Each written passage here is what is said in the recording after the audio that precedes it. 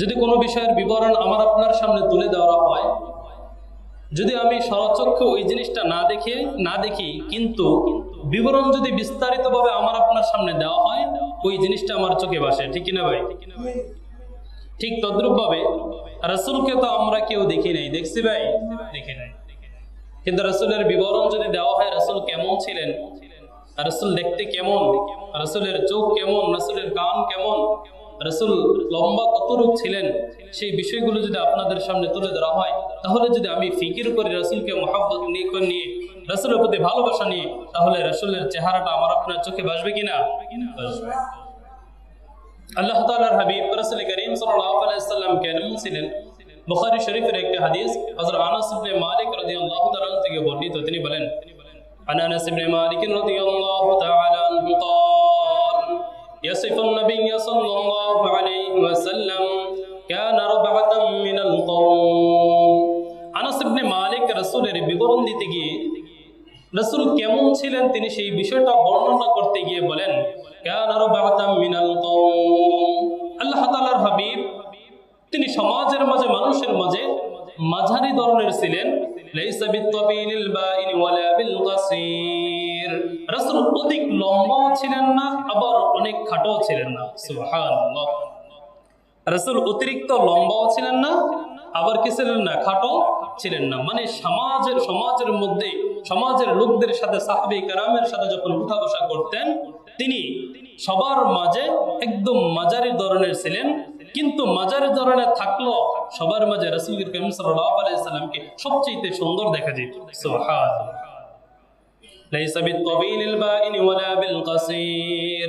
রাসূল অসুন্দর দেখা যায় এমন লম্বা ছিলেন না, আবার এত খাটো ছিলেন যে দেখতে খারাপ দেখা যায় এমনটাও না, বরং রাসূল করিম সাল্লাল্লাহু আলাইহি সাল্লাম রাবআতুম মিনাল কওম, কওমের মাঝে একদম মাঝারি আকৃতির ছিলেন। সুবহানাল্লাহ। আজহারুল লাউন। আল্লাহ তাআলার হাবিবের গায়ের রংটা ছিল গোলাপি রঙের, গায়ের রংটা ছিল গোলাপি রঙের। আরেক হাদিসে আসছে, কানা রাসূলুল্লাহ সাল্লাল্লাহু আলাইহি ওয়াসাল্লাম আবয়াদু কান্নামা সিগা মিন ফিদ্দাতিন। রাসূল করিম সাল্লাল্লাহু আলাইহি ওয়াসাল্লাম আবয়াদু শুভ্র বর্ণের ছিলেন, কান্নামা সিগা মিন ফিদ্দাতিন, কেমন যেন আল্লাহ তাআলার হাবিবকে রূপা দ্বারা সাজানো হয়েছে। সুবহানাল্লাহ। রূপা দ্বারা সাজানো হয়েছে। আল্লাহ তাআলার হাবিব আজহারুল লাউন, একদম গোলাপি কালার ছিলেন। লাইসা বিআবয়াদিন আমহা ওয়ালা আদম, একদম ধবধবে সাদাও ছিলেন না, আবার একদম মাটি কালারও ছিলেন না।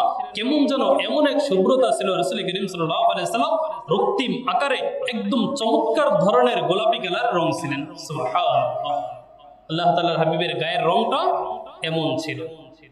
রাসূল করিম সাল্লাল্লাহু আলাইহি সাল্লাম এর মাথাটা কেমন ছিল? কানা রাসূলুল্লাহ সাল্লাল্লাহু আলাইহি ওয়াসাল্লাম দখমার রাসি। আল্লাহ তাআলার হাবিবের মাথাটা তুলনামূলক খুব চমৎকার একটু বড় আকৃতির ছিলেন। সুবহানাল্লাহ। মাথাটা তুলনামূলক একটু বড়, কিন্তু দেখতে খুবই চমৎকার ছিল রাসূল করিম সাল্লাল্লাহু আলাইহি ওয়াসাল্লাম মাথা। আল্লাহ তাআলার হাবিবের চুলগুলো ছিল যে, মাথার মধ্যে যে চুলগুলো ছিল, চুল মুবারক কেমন ছিল? আল্লাহ তাআলার হাবিবের চুল মুবারক তিন ধরনের ছিল, অফরা, লিম্মা, জিম্মা। অফরা, লিম্মা, জিম্মা। অফরা বলা হয় কি? কানা শা'রু রাসূলিল্লাহি সাল্লাল্লাহু আলাইহি ওয়াসাল্লাম ইলা আনসাবি উযুনাইন। রাসূল করিম সাল্লাল্লাহু আলাইহি ওয়াসাল্লামের চুল কখনো কখনো কানের লতি পর্যন্ত ছিল, কানের লতি পর্যন্ত ছিল। মাথা ছিল খুব চমৎকার একটু বড় আকৃতির। আর আল্লাহ তাআলা হাবিবের চুলগুলো কখনো কখনো ছিল কানের লতি পর্যন্ত, আবার কখনো কেমন ছিল? কানা শা'রু রাসূলিল্লাহি সাল্লাল্লাহু আলাইহি ওয়াসাল্লাম বাইনা উযুনাইহি ওয়া কাতিফাইহি। কখনো কখনো আল্লাহ তাআলার হাবিবের চুলগুলো কান এবং গর্দানের মাঝারি ছিল, যেটাকে বলা হয় লিম্মা। সুবহানাল্লাহ। কখনো অফরা, যেটা কানের লতি পর্যন্ত, আবার কখনো লিম্মা, যেটা কান এবং গর্দানের মাঝামাঝি। আবার কখনো রাসূলের চুল কেমন ছিল? ওয়াকানা শা'রু রাসূলিল্লাহি সাল্লাল্লাহু আলাইহি ওয়াসাল্লাম ইয়াদরিবু শা'রু রাসূলিল্লাহি সাল্লাল্লাহু আলাইহি ওয়াসাল্লাম মানকাবাই। কখনো কখনো আল্লাহ তাআলার হাবিবের চুলটা এত দীর্ঘ ছিল যে কেমন যেন কাঁধকে ছুঁয়ে কাঁধ পর্যন্ত দীর্ঘ লম্বা রাসূলের চুল মোবারক ছিলেন। সুবহানাল্লাহ। মাথাটা একটু বড় আকৃতির, মাথার চুলগুলো এত সুন্দর। আল্লাহ তাআলার হাবিবের চুল কখনো কানের লতি পর্যন্ত, কখনো কানের লতি থেকে একটু নিচে, কখনো কখনো একদম ঘাড় পর্যন্ত পৌঁছে যেতেন। চুলগুলো কেমন ছিল? লাইসা বিজাবাদিন কাদিন ওয়ালা সাবতি রাজুলিন। আল্লাহ তাআলার হাবিবের চুল একদম বেশি কোকড়ানো ছিল না, আবার সোজাও ছিল না। কেমন দেখা যাইতো যখন আল্লাহ তাআলার হাবিব মাথার চুলগুলো আশ্রাইতেন, তেল ব্যবহার করতেন, তখন কেমন যেন সমুদ্রের মধ্যে হালকা ঢেউ খাইলে যেমন দেখা যায়, রাসূলের চুল মোবারক তেমন ঢেউ খাইত। সুবহানাল্লাহ। আল্লাহ তাআলার হাবিবের চুল মোবারক এরকম ঢেউ খাইত, এরকম দেখা যায়, দেখতে খুবই চমৎকার ছিল। রাসূল 63 বছর জীবিত ছিলেন। وليس في رأسه ولحيته 20 شعرة بيضاء। রাসূল 63 বছর জীবনের মধ্যে 63 বছর বয়সে ইন্তেকাল করেছেন, কিন্তু এই 63 বছর বয়সের মধ্যে আল্লাহ তাআলার হাবিবের চুল মুবারক এবং দাড়ি মুবারকের মধ্যে 20টা চুলও পাওয়া যায় না যে সাদা হয়েছে। সুবহানাল্লাহ। 20টা চুলও পাওয়া যায় না যে কি হয়েছে ভাই, সাদা হয়েছে। 63 বছর বয়সে ইন্তেকাল করেছেন। রাসূলের চুল এবং দাড়ির মধ্যে গোনা যাইত কয়টা চুল পেকেছে। আল্লাহ তাআলার হাবিবের সাহাবী আনাস রাদিয়াল্লাহু তাআলা আনহু বলেন, কেমন যেন গোনা যাইত 20টার বেশি রাসূলের চুল এবং দাড়ি মোবারক পাকায়নি। সুবহানাল্লাহ। আনাস রাদিয়াল্লাহু তাআলা আনহু ছাত্র বলেন, রাআইতু শা'রা রাসূলিল্লাহি সাল্লাল্লাহু আলাইহি ওয়াসাল্লাম হুয়া আহমার। আমি আল্লাহ তাআলার হাবিবের একটা দাড়ি, একটা চুল দেখতে পাইলাম, সেটা লাল বর্ণের। তখন আমি আনাস রাদিয়াল্লাহু তাআলা আনহুকে জিজ্ঞাসা করলাম, রাসূলের একটা দাড়ি যে আমি চুল যে লাল দেখতে পাইলাম, লাল বর্ণের, এটা কারণ কি? আনাস রাদিয়াল্লাহু তাআলা আনহু বলেন, ওনাকে উত্তরে বলেন যে এটা লাল হওয়ার কারণ হলো মিনাত তিবি। আল্লাহ তাআলার হাবিব খুব সুগন্ধি ব্যবহার করতেন, ওই সুগন্ধির কারণে একটা দাড়ি লাল হয়ে গেছে। সুবহানাল্লাহ। সুগন্ধি ব্যবহার করার কারণে রাসূলের একটা দাড়ি কি ছিল? লাল ছিল। এমন মাথা ছিলেন, এমন চুল ছিল, এমন দাড়ি ছিল, আমার রাসূল দেখতে কত সুন্দর ছিল। আল্লাহ তাআলার হাবিবের মাথা, কপাল মুবারকটা কেমন ছিল? কানা রাসূলুল্লাহি সাল্লাল্লাহু আলাইহি ওয়াসাল্লাম ওয়াসিআল জাবিন। আল্লাহ তাআলার হাবিবের কপালটা খুব প্রশস্ত ছিল। কেমন ছিল ভাই?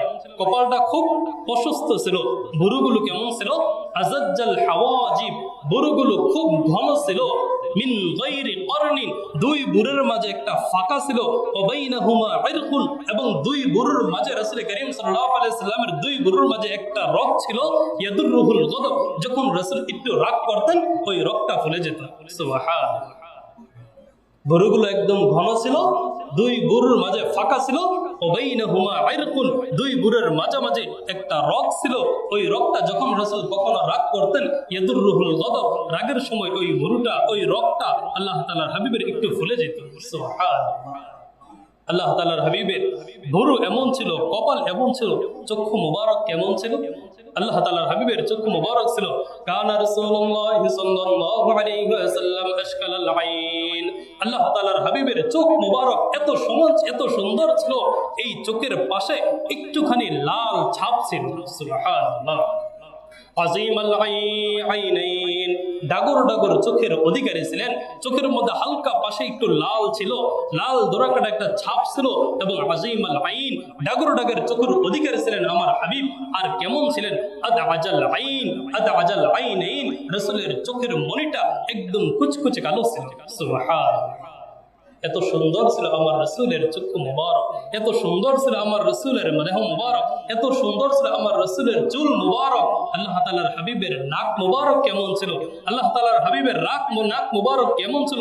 সাহাবায়ে কেরাম বর্ণনা করেন, রাসূল করিম সাল্লাল্লাহু আলাইহি ওয়াসাল্লাম নাকটা কত সুন্দর ছিল, কত সুন্দর ছিল রাসূলের নাকটা। আল্লাহ তাআলার হাবিবের নাকটা আকনাল আইনাইন, রাসূলের নাকটা একটু উঁচু ছিল, একটু উঁচু ছিল, একটু উঁচু ছিল। সেই উঁচু স্থানে কেমন যেন একটা নূর ছিল, ইয়ালুহু, এটা সব সময় চমকাইতে থাকতো। সুবহানাল্লাহ।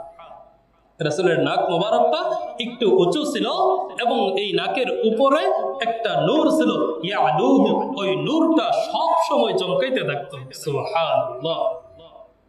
রাসূলের সাহালাল কদ্দাইন, আল্লাহ তাআলার হাবিবের গালের মধ্যে হালকা একটু গোশত বেশি ছিল, দেখতে খুব চমৎকার ছিল। এক কথায় রাসূল করিম সাল্লাল্লাহু আলাইহি ওয়াসাল্লামকে কেমন সৌন্দর্যতা দান করা হয়েছে, কেমন সৌন্দর্যতা দান করেছে। রাসূল বলেন, যখন আমি মেরাজের রাত্রে তৃতীয় আসমানে ইউসুফ আলাইহিস সালামের সাথে সাক্ষাৎ করেছিলাম, ইউসুফ আলাইহিস সালামের সাথে যখন আমি সাক্ষাৎ করেছিলাম, তখন ইউসুফ আলাইহিস সালামকে আমি দেখেছিলাম। ইউসুফ আলাইহিস সালামের সৌন্দর্য কত ছিল আমরা সকলেই জানি। যখন ইউসুফ আলাইহিস সালাম রাজপ্রাসাদের সামনে দিয়ে অতিক্রম করত, বাদীরা যদি ফল কাটতে থাকতো, ইউসুফ আলাইহিস সালামের সৌন্দর্যের উপর এত মুগ্ধ হইতো, এত মুগ্ধ হতো, তারা ফল কাটতে কাটতে হাতের আঙ্গুল কেটে ফেলছে। ইউসুফ আলাইহিস সালামের সৌন্দর্য দেখে তারপরও তারা বুঝতে পারেনি হাতের আঙ্গুল যে কেটে ফেলছে। সুবহানাল্লাহ। রাসূল বলেন, ইউসুফ আলাইহিস সালামকে দুনিয়ার অর্ধেক সৌন্দর্য দান করা হয়েছে, আমি হাবিব ইউসুফ আলাইহিস সালামের চাইতে 1000 গুণ বেশি সুন্দর। সুবহানাল্লাহ। আমি রাসূল, আমার আপনার হাবিব ইউসুফ আলাইহিস সালামের চাইতে আর কি 1000 গুণ বেশি সুন্দর। আম্মা জান আয়েশা সিদ্দিকা রাদিয়াল্লাহু তাআলা তো বলতেন, আমার হাবিবকে যদি দেখতেন, ইউসুফ আলাইহিস সালামকে দেখে মহিলারা তো তাদের হাত কেটে ফেলেছে, আমার হাবিবকে যদি দেখতো, আমার হাবিবকে যদি নারীরা দেখতো, তারা যদি মনোযোগ সহকারে দেখতো, আর যদি তারা কাটার জন্য কোনো কিছু নিয়ে বসতো, তারা হাত নয় শুধু, তারা তাদের রাসূলের সৌন্দর্যের উপর মুগ্ধ হয়ে তাদের কলিজা পর্যন্ত কেটে দিত। আল্লাহ তাআলার আম্মা জান আয়েশা সিদ্দিকা রাদিয়াল্লাহু তাআলা বলতেন, আমার হাবিব কত সুন্দর, আমার রাসূল কত সুন্দর। রাসূল করিম সাল্লাল্লাহু আলাইহি ওয়াসাল্লাম দেখতে কত সুন্দর ছিলেন। দুনিয়ার একটা সূর্য আছে, দুনিয়ার একটা চাঁদ আছে, দুনিয়ার একটা সূর্য আছে, যেই সূর্য দিনের বেলা সারা পৃথিবীর মানুষকে আলো দেয়, যেই সূর্য দুনিয়ার মানুষকে সারা পৃথিবীকে আলো দেয়। কিন্তু আমার ঘরের একটা সূর্য আছে, সেই ঘরের সূর্যটা রাত্রের বেলা যখন আমার কাছে আসে, আমার ঘরের মধ্যে কেমন যেন বাতির প্রয়োজন হয় না, রাসূল ঘরে আসার সাথে সাথে কেমন যেন পুরো ঘরটা আলোকিত হয়ে যায়। আল্লাহ তাআলার হাবিব কে ছিলেন, এত সুন্দর ছিলেন। রাসূল করিম সাল্লাল্লাহু আলাইহি ওয়াসাল্লামের চেহারা মুবারকটা কত সুন্দর ছিলেন, সাহাবায়ে কেরাম তো বিবরণ দেন। হযরত বারা ইবনে আযিব রাদিয়াল্লাহু তাআলা কে বলা হয়, আকানা ওয়াজহুন নবী সাল্লাল্লাহু আলাইহি ওয়াসাল্লাম মিসলা সাইফ, রাসূলের চেহারা মুবারকটা কি তরবারির মতো ছিল? বারা ইবনে আযিবকে যখন প্রশ্ন করা হয়, আকানা ওয়াজহুন নবী সাল্লাল্লাহু আলাইহি ওয়াসাল্লাম মিসলা সাইফ, রাসূলের চেহারা মুবারকটা কি তরবারির মতো ছিল? তিনি উত্তর বলেন, লা লা লা, রাসূলের চেহারা তো তরবারির মতো ছিল না, বল মিসলাল কমার, বরং কেমন যেন রাসূলের চেহারাটা চাঁদের মতো ছিল। সুবহানাল্লাহ। কেমন যেন রাসূলের চেহারা মুবারকটা কেমন ছিল ভাই? চাঁদের মতো ছিল।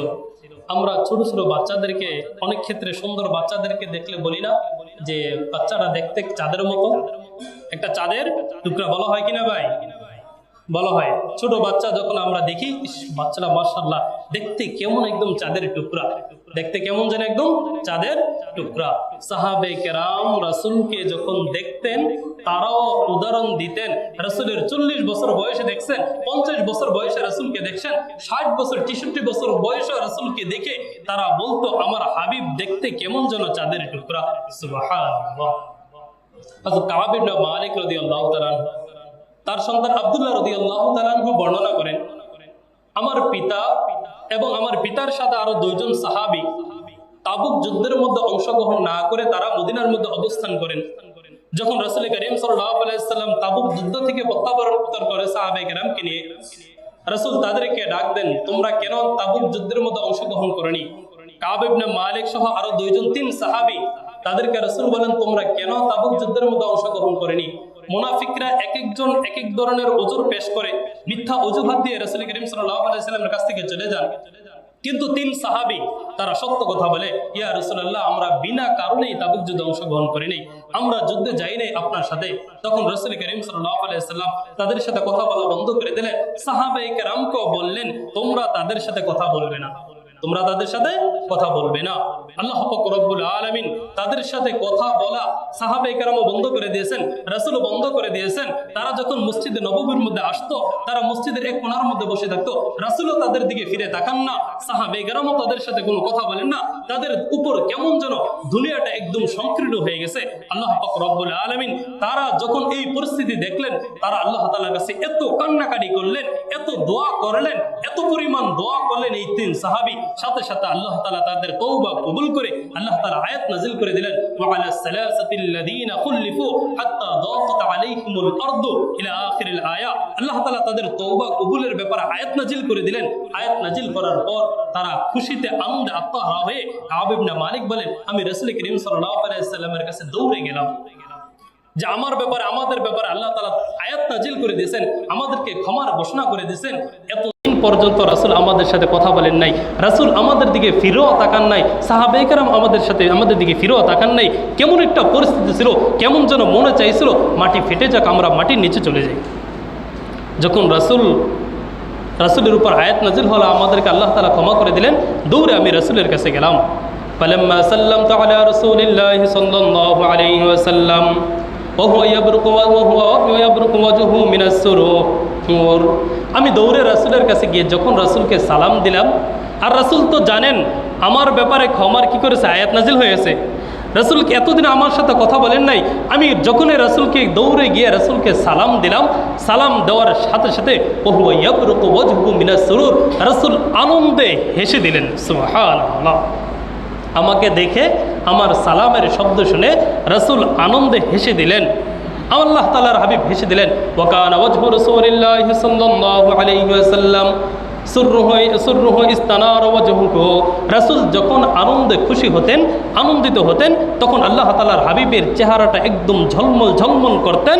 হাত্তা কান্নাহু কিতাআতু কমার, কেমন যেন রাসূলের চেহারাটা কিতাআতু কমার, চাঁদের টুকরা। সুবহানাল্লাহ। কেমন যেন রাসূলের চেহারাটা কিসের টুকরা ভাই? চাঁদের টুকরা। আল্লাহ তাআলার হাবিব হাসলে, বসে থাকলে কেমন যেন রাসূলকে চাঁদের টুকরা মনে হতো। আমরা আমাদের সন্তানদেরকে, ছোট বাচ্চাদেরকে দেখলে যেরকম চাঁদের টুকরার সাথে উদাহরণ দেই, বাচ্চাটা দেখতে চাঁদের টুকরা।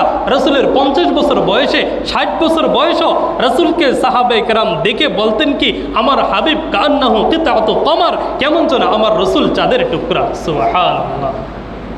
কত সুন্দর ছিলেন এটা ভাই ভাষায় ব্যক্ত করা যাবে? আমার রাসূল কত সুন্দর ছিলেন এটা ভাষায় ব্যক্ত করার মতো নয়। জাবির ইবনে সামুরা রাদিয়াল্লাহু তাআলা আনহু বলেন, আল্লাহ তাআলার হাবিব রাসূল করিম সাল্লাল্লাহু আলাইহি ওয়াসাল্লাম সাহাবায়ে কেরামের এক মজলিসের মধ্যে বসা। জাবির ইবনে সামুরা রাদিয়াল্লাহু তাআলা আনহু বলেন, রাসূল সাহাবায়ে কেরামের সাথে এক মজলিসের মধ্যে বসা। রাসূলের গায়ের মধ্যে একটা লাল ডোরাকাটা চাদর ছিল। সাহাবায়ে কেরামকে নিয়ে বসে আছেন রাতের বেলা, পূর্ণিমার রাতে। জাবির ইবনে সামুরা রাদিয়াল্লাহু তাআলা আনহু বলেন, রাআইতু রাসূলুল্লাহি সাল্লাল্লাহু আলাইহি ওয়াসাল্লাম লাইলাতিন ফিদ হায়াত। আমি আল্লাহ তাআলার হাবিবকে পূর্ণিমার রাতে আল্লাহ তাআলার হাবিবকে আমি দেখেছি।